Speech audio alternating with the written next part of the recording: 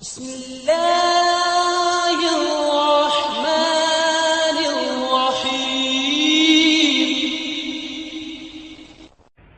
الله أكبر الله أكبر الله أكبر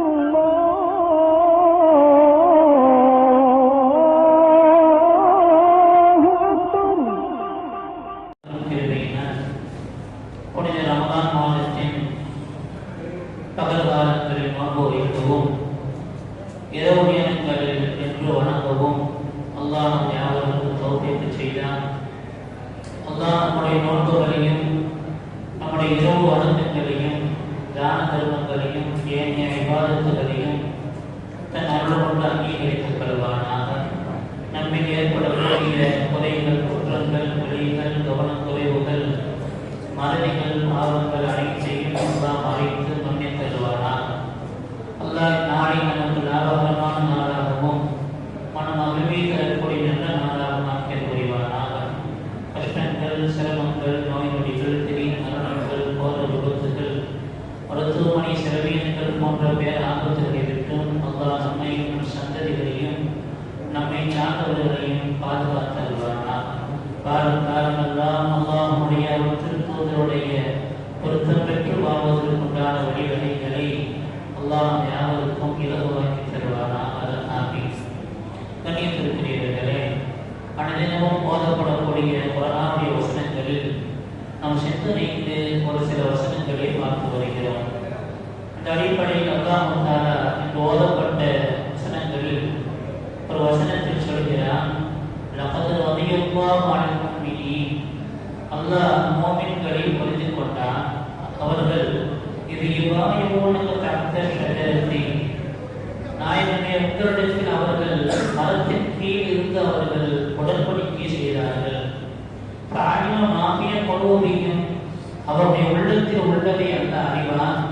பான்கள சக்கீனத அலையும், அவர்கள் மீது அல்லாஹ் சக்கீனா என்ற நிம்மதியை அல்லாஹ் அவர்களுக்கு இறக்கினான்.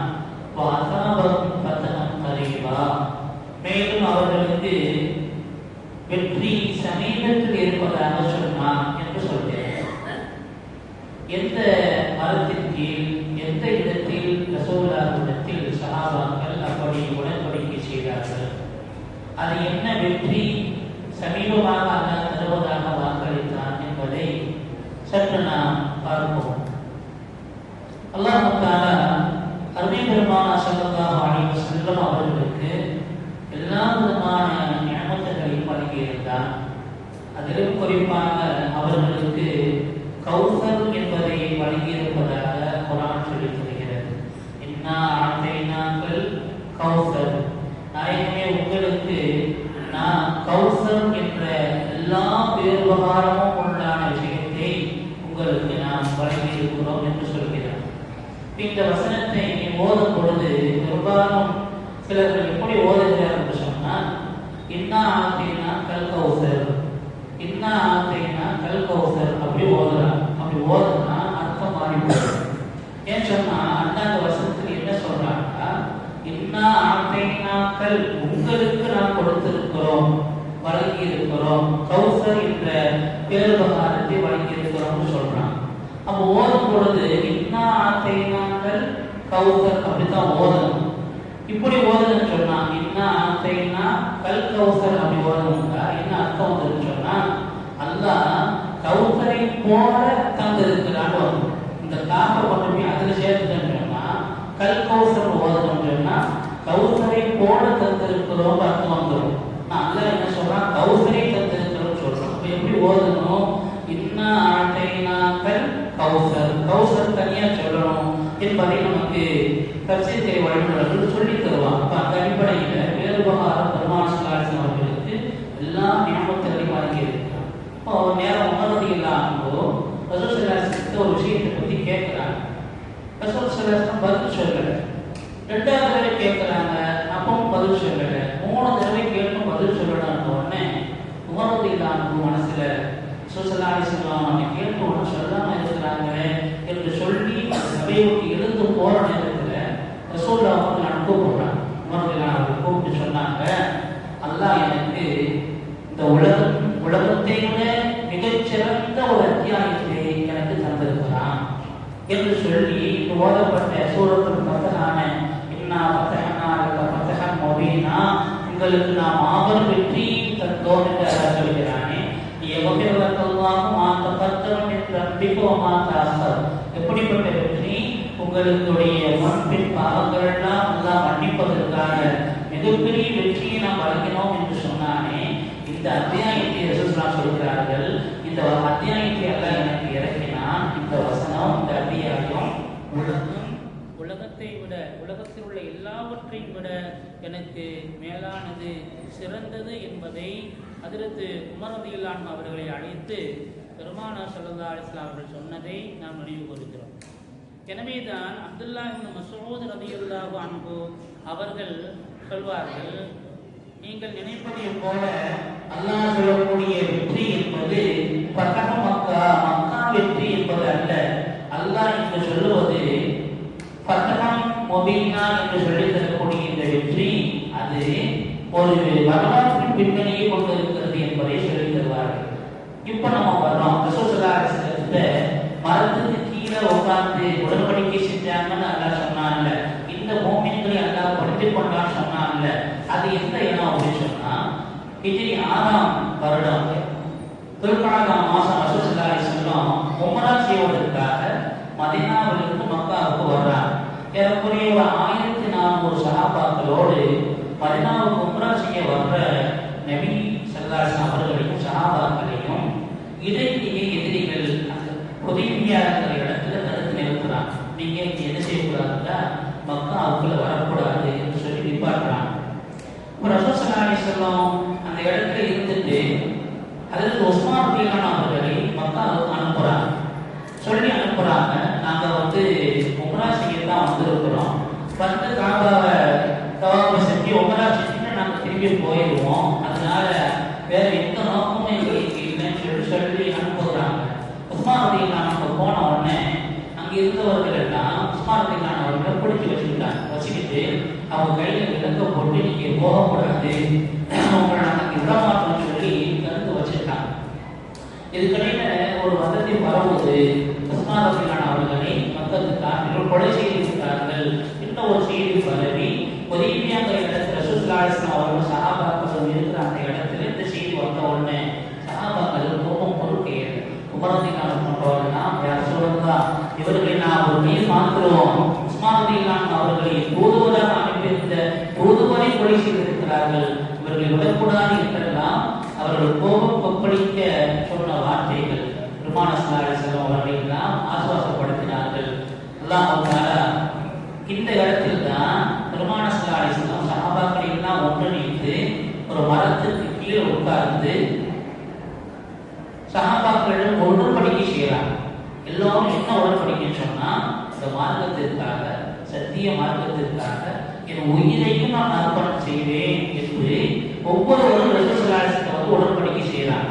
இப்படி உடன்படிக்கை செய்யக்கூடிய நேரத்துல ஸல்லல்லாஹு அலைஹி வஸல்லம் அவர்கள் தன்னுடைய ஒரு கையை இன்னொரு கையில் அடித்து சொன்னார்கள், இது ஹஜ்ரத் உஸ்மான் ரலியல்லாஹு அவர்களுக்குரிய உடன்படிக்கை என்று சொன்னார்கள். இப்ப அதிலிருந்து உஸ்மான் ரலியல்லாஹு கொலை செய்யப்படல, அவங்க உயிரோடு இருக்கிறாங்கிறத ரசூலுல்லாஹ் உணர்த்துறாங்க. இப்படி உடன்படிக்கை செஞ்சுட்டு இருக்கிற நேரத்துல உஸ்மான் ரலியல்லாஹு வந்துடுறாங்க. அந்த இடத்துல அது இருக்கிற அந்த நாடுகளுக்கு என்ன செய்தி போயிடுச்சுன்னு சொன்னா, ரசூல் ஸல்லல்லாஹு அலைஹி வஸல்லம் அவர்களுக்கு இந்த மாதிரி ஒரு செய்தி, உஸ்மான் கொலை செய்யப்பட்டுட்டாங்க ஒரு செய்தி போயிடுச்சு. சஹாபாக்கள் ரசூலுல்லாஹ் அவர்கள் படையோட கொலை செய்ய, அதாவது சண்டைக்கு வந்தாங்கன்னு பயந்த உடனே, செய்தி வந்த உடனே இவர்கள் உஸ்மான் ரலியல்லாஹு விடுவிச்சுட்டாங்க. உஸ்மான் ரலியல்லாஹு வந்துட்டாங்க. வந்தோட ரசூல் ஸல்லல்லாஹு அலைஹி வஸல்லம் அவர்கள் அந்த இடத்துல உடன்படிக்கை எழுதப்படுகிறது. அந்த மக்களுக்கு காப்பீடுகள் தூதுவர் வந்தாங்க, அதாவது நிறைய இஸ்லாத்திற்கு நேர் எதிரான உடன்படிக்கை எழுதப்படுது. என்ன அப்படின்னு சொன்னா, அது குறிப்பா மக்காவிலிருந்து யாராவது இஸ்லாம் ஆகி உங்கள்கிட்ட வந்துட்டாங்கன்னு சொன்னா நீங்க அவங்க திருப்பி அனுப்பிடும், நீங்க உங்கள்ட்ட வச்சுக்கிடக்கூடாது.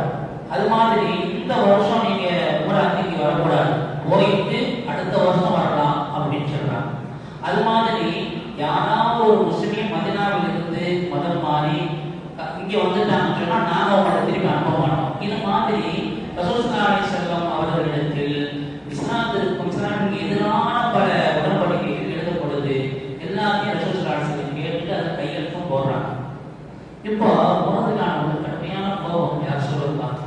நாம் சத்தியத்தில் தான் இருக்கிறோம். இப்ப சத்தியத்தில் இருக்கக்கூடிய நமக்கு இவ்வளவு பாதகமான உடன்படிக்கை எழுதப்படுது, நாம் அதையெல்லாம் ஏற்றுக்கிற மாதிரி இருக்குது. செல்லம் அமைதிப்படுத்தினார். ஏன்னா பின்னால் ஒரு பிரிவுகளை சில சாதிஞ்சிருந்தான். இதற்கு பின்னால் தான் அந்த இடத்துல உடன்படிக்கை செஞ்சாங்க எல்லா சஹாபாக்களும். அதற்கு பின்னால் செல்லம் அந்த இடத்துல ஒரு சடங்குகள் எல்லாம் குர்பானி கொடுத்து விட்டு அங்கிருந்து திரும்பி போய்விட்டார். இந்த நிகழ்ச்சியை தான் அந்த வசனத்துல அதிகமா வாணிபூமினி இந்த மோமின்களை எல்லாம் பொருத்திக் கொண்டா இறைவாயோடு தகுந்த ஷடரத்தை அவர்கள் அந்த மரத்துக்கு கீழ் என்று உங்களிடத்தில் ஒவ்வொரு உடன்படிக்கை செய்தார்களே அந்த மோமின்களை எல்லாம் பொருத்திக் கொண்டார் என்று சொல்லி கூடிய விரைவில் வெற்றி எல்லாம் தருவான் என்று சொன்னதை போல ஒரு சில வருடங்களிலேயே மக்கா வெற்றி கொள்ளப்பட்டது என்பதை நாம் அறிய முடியும். ரசூல் ஸல்லல்லாஹு அலைஹி வஸல்லம் அவர்கள் இந்த மார்க்கத்திற்காக உங்கள் இன்னையை நீங்கள் கொடுப்பதற்கு தயாராக வேண்டும் என்ற உடன்படிக்கையில் சஹாபாக்கள் அத்தனை பேர்களும் பெருமானார் ஸல்லல்லாஹு அலைஹி வஸல்லம் அவர்கள் உடன்படிக்கை செய்ததை நாம் பார்க்கிறோம். இப்படி இருக்கக்கூடிய சூழ்நிலையில பல சஹாபாக்கள் வறுமையில் ஏழ்மையில் உள்ளவர்கள் அடிமைகளாக இருந்த சஹாபிகள் எல்லாம் மக்காவில் கடுமையான முறையில் துன்புறுத்தப்பட்டுக் கொண்டிருந்தார். அவர்களுக்கு அங்கிருந்து மதீனாவுக்கு வர முடியாத சூழ்நிலையில் இருந்தார்கள். இப்படி இருக்கிற நேரத்துல இந்த உடன்படிக்கை எழுதப்பட்டு போயிருச்சு. இப்படி இருக்கிற நேரத்துல அந்த அபூ ஜஹல் ரலியல்லாஹு கடுமையான முறையில பாதிக்கப்பட்டாங்க. அடிமையா வீட்டில் இருந்தவங்களுக்கு நெருப்பால் கூட போடப்பட்டு மார்க்கத்திற்கு வெளியேறணும்னு சொல்லி கடுமையா வேலை செய்யப்பட்ட நேரத்துல ஒரு வழியா வீட்டுக்காரவங்க தெரியாம ஒழிஞ்சு மதினாவுக்கு ரசூலுல்லாஹ் வந்துட்டா இங்க என்ன உடன்படிக்கை எழுதப்பட்டிருக்கு, யாராவது முஸ்லீம் இங்க வந்தாங்கன்னா எங்கள்கிட்ட திருப்பி அனுப்பிடுங்கிற உடன்படிக்கை எழுதப்பட்டுருச்சு. அப்போ ரசூல் ஸல்லல்லாஹு அலைஹி வஸல்லம் உடன்படிக்கைக்கு நம்ம மீறக்கூடாதுன்னு சொல்லி அபூ ஜஹல் ரலியல்லாஹு திருப்பி போக சொல்றாங்க. அவங்க ரொம்ப கவலையோடு சொன்னாங்க, நான் ரொம்ப சிரமப்பட்டு மட்டும் வந்திருக்கிறேன், என்னை மறுபடியும் அந்த காவிரியில் ஒப்படைக்கிறீங்களே அப்படின்னு சொல்லும் போது ரசூலுல்லாஹுடைய மனசு எப்படி இருந்திருக்கும் என்று சொன்னா, அல்லாஹ் இவ்வளவு பெரிய கஷ்டத்திலும் சோதனையிலும் ஒரு நண்பர் ஒரு தோழர் நம்மிடத்தில் வந்திருந்த சூழ்நிலையில் அவர்களுக்கு அடைக்கலம் கொடுக்க முடியாமல் போய்விட்டே என்று வருத்தி பெருமானார் ஸல்லல்லாஹு அலைஹி வஸல்லம் அவர்களுக்கு அல்லாஹ் அந்த வெற்றியை வாக்களிக்கிறான். அதே ஒரு சில வருடங்களுக்கு பின்னால் மாபெரும் வெற்றி காபிர்கள் தோற்று போய் காபிர்கள் பயந்து ரசூல் ஸல்லல்லாஹு அலைஹி வஸல்லம் மக்காவுக்கு வருகிறார்கள் என்ற செய்தியை கேள்விப்பட்டு பெரும் பல காபிர்கள் எல்லாம் ஓடி ஒளிந்திருக்கிறார்கள்.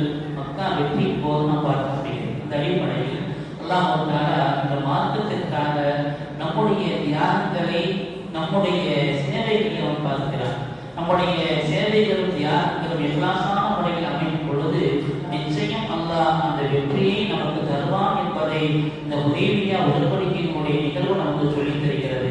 ரசூல் ஸல்லல்லாஹு அலைஹி வஸல்லம் அவர்கள் கையெழுத்திட்டதற்கு பின்னால் அதுவரைக்கும் மறைமுகமாக இருந்த இஸ்லாம் பல்வேறு நாடுகளுக்கும் அரசுகளுக்கும் செல்வதற்குண்டான ஒரு வாய்ப்பை ஹுதைபியா உடன்படிக்கை ஏற்படுத்தி பெரும்பெரும் பல அரசர்களுக்கும் பெருமானார் ஸல்லல்லாஹு அலைஹி வஸல்லம் இந்த உடன்படிக்கைக்கு பின்னால் தான் மடல் எழுதினார்கள். பல வல்லரசுகள் பல நாடுகளில் உள்ள அரசர்கள் எல்லாம் இஸ்லாத்தை தழுவிய நிகழ்வு ஹுதைபியா உடன்படிக்கை பின்னால் ஏற்பட்டது என்பதை வரலாற்று ஆசிரியர் பதிவு செய்திருக்கிறார். அந்த அடிப்படையில் அல்லாஹ் தஆலா நம்முடைய எண்ணங்களையும் நம்முடைய செயல்பாடுகளையும் கண்காணித்துக் கொண்டிருக்கிறான்.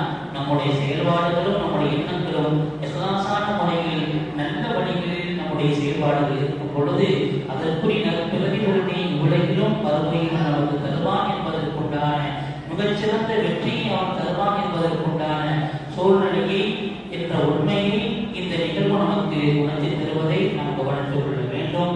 எல்லாம் அண்ணல் பெருமானார் ஸல்லல்லாஹு அலைஹி வஸல்லம் அவர்கள் எந்த நல்ல செயல்பாடுகளை, எந்த நல்ல செயல் திட்டங்களை, எந்த நல்ல செயல்கள் அல்லாஹ்வுடைய அவன் திருத்தூதருடைய பொருத்தத்தை பெற்றுத்தரக்கூடியவர்களாக நமக்கு காட்டி தந்தார்களோ அவைகளை கடைபிடித்து வாழக்கூடிய நன்மக்களாக அல்லாஹ் நம்மையும் நம் சந்ததிகளையும் நம்மை சார்ந்தவர்களையும் ஆக்கிய புரிவானாக. அல்லாஹ் தஆலா நமக்கு வழங்கியிருக்கக்கூடிய நியமத்துகளுக்கு நாம் காலமெல்லாம் நன்றி செலுத்தினாலும் நன்றி செலுத்த முடியாது என்று அல்லாஹ் தஆலா அல்லாஹ் உங்களுக்கு கொடுத்த நியமத்துகளை எண்ணி முடிக்க முடியாது என்று சொல்கிறான். அவனுக்கு நன்றி பாராட்ட முடியாது நாம். ஆனால் கூட அவனிடத்தில் நாம் கேட்பது அதிகத்தை தான் கேட்டுக் கொண்டிருக்கிறோம். ஒரு நாளைக்கு 24 மணி நேரம் இருந்தாலும் அல்லாஹ்வுக்கு என்று நாம் கடமையான முறையில் சொல்வதற்குண்டான நேரம் ஒதுக்கி கொள்வது 50 நிமிடங்கள். அது அதிகபட்சம் போனால் 1 மணி நேரம். 24 மணி நேரத்தில் 1 மணி நேரம் தான் அல்லாஹ்வுக்கு நாம் ஒதுக்குகிறோம்.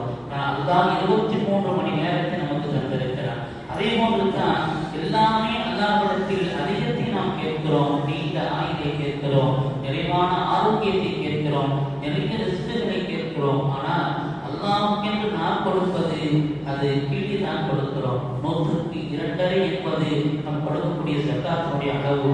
ஆக மீதமுண்டான 78.5 நமக்கு தான், 2.5 மட்டும்தான் அல்லாஹ்வுக்காக கொடுக்கிறோம். இப்படி எண்ணற்ற மார்க்கத்தினுடைய செயற்பாடுகளை பார்த்தோம்னு சொன்னா அவர்களுக்கு நாம் கேட்பது அதிகம், அவர்களுக்காக நாம் கொடுப்பது குறைவு.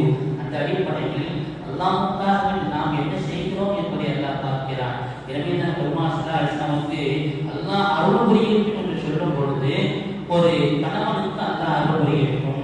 அவன் தூக்கத்திற்கு எழுகிறான், எழுந்து தன் அருகாமையில் உறங்கக்கூடிய தன் மனைவியை எழுப்பி விடுகிறார். எழுது தொழு என்று சொல்கிறார். இந்த கணவனுக்கு அல்லாஹ் அருள் புரியட்டும் என்று சொன்னார். அவர் எழும்பவில்லை என்று சொன்னால் கண்ணீர் தெளித்து எழுப்பி விடுகிறார். இவருக்கு அல்லாஹ் அருள் புரியட்டும் என்று சொன்னார். அதே போன்று தான் கணவர் தூங்கிக் கொண்டிருக்கிறார், மனைவி எழுகிறார், எழுந்து தொழுகிறார், கணவனை எழுப்பி தொழச் சொல்கிறார். அவர் எழும்பவில்லை என்று சொல்லும் பொழுது முகத்தில் தண்ணீர் தெளித்து எழுப்பி விடுகிறார் என்று சொன்னால் இந்த மனைவிக்கு அல்லாஹ் அருள் புரியட்டும் என்று பெருமானார் ஸல்லல்லாஹு அலைஹி வஸல்லம் சொல்லித் தருவதையும் நாம் கவனித்துக் கொள்ள வேண்டும். அந்த அடிப்படையில் நம்முடைய சேவைகள், நம்முடைய தியாகங்களை அல்லாஹ் பார்த்து அதற்குண்டான பராபரன்களை உலகிலும் மறுமையிலும் தருவான் என்பதற்குண்டான அட்டாட்சிகளாக இந்த நிகழ்வுகள் நமக்கு சொல்லித் தருகிறது. எனவே அத்தகைய மாண்பாளர்களாக அவன்தான் நேரத்தை ஒதுக்கி கடமையான தொழுகையை அதற்குரிய நேரத்தில் தொழக்கூடிய நிலையை உருவாக்கி கொள்வதோடும் அல்லாஹ் நமக்கு விதித்திருக்கக்கூடிய கடமைகளை ஸகாத் போன்றவைகளை சரியான முறையில் கணக்கிட்டு வழங்கக்கூடியவர்களாகவும் உபரியான தான தர்மங்களை வழங்கக்கூடிய நிலைகளையும் நாம் உருவாக்கிக் கொள்ள வேண்டும். அல்லாஹ் அத்தகைய மாண்பாளர்களாக நம்மையும் நம் சந்ததிகளையும் நம்மை சார்ந்தவர்களையும் ஆக்கி அருள்புரிவானாக.